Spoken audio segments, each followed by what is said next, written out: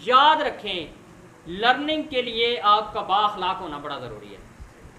आप तब सीख सकते हैं, उस वक्त सीखेंगे आप जब आपका टेम्पर लो होगा।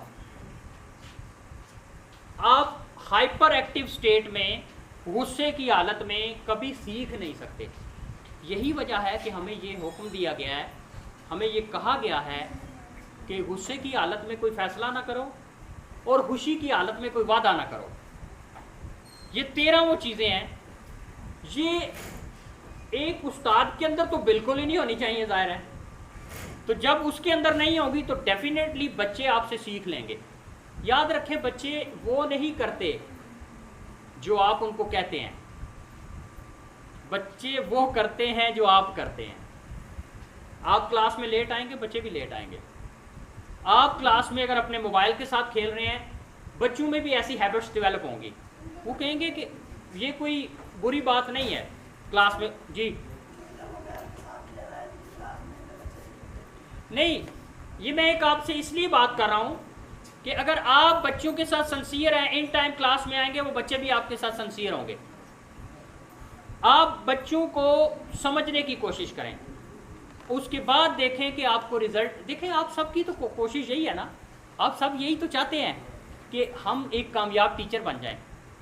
हम जब क्लास में जाएं तो बच्चे हमारी बड़ी रिस्पेक्ट करें। लेकिन याद रखें, बच्चे को सिर्फ ये कह देना कि मैं तुम्हारी टीचर हूँ या मैं तुम्हारा उस्ताद हूँ, मेरी इज्जत करो, ऐसा नहीं होता।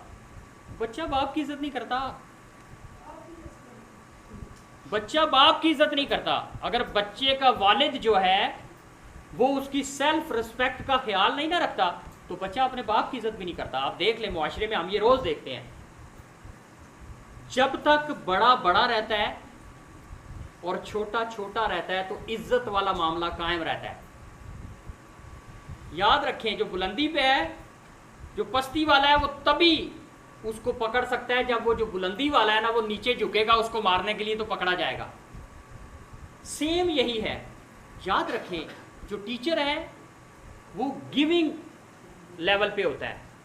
यानी अगर बच्चे ने कोई मिस्टेक की है, उसने कोई ऐसी हरकत कर दी है, तो टीचर जिस लेवल पे खड़ा है, टीचर ने उसको माफ़ करना है, टीचर ने उसकी तरबियत करनी है, टीचर ने उसको फायर नहीं करना, टीचर ने उसको ये नहीं कहना कि बेटा तेरा कोई हाल ही नहीं है। भाई हल देने वाला टीचर है, इसलिए अपने मकाम को बरकरार रखें। जब आप अपने मकाम को बरकरार रखेंगे तो डेफिनेटली दूसरा बंदा भी अपने मकाम को समझेगा।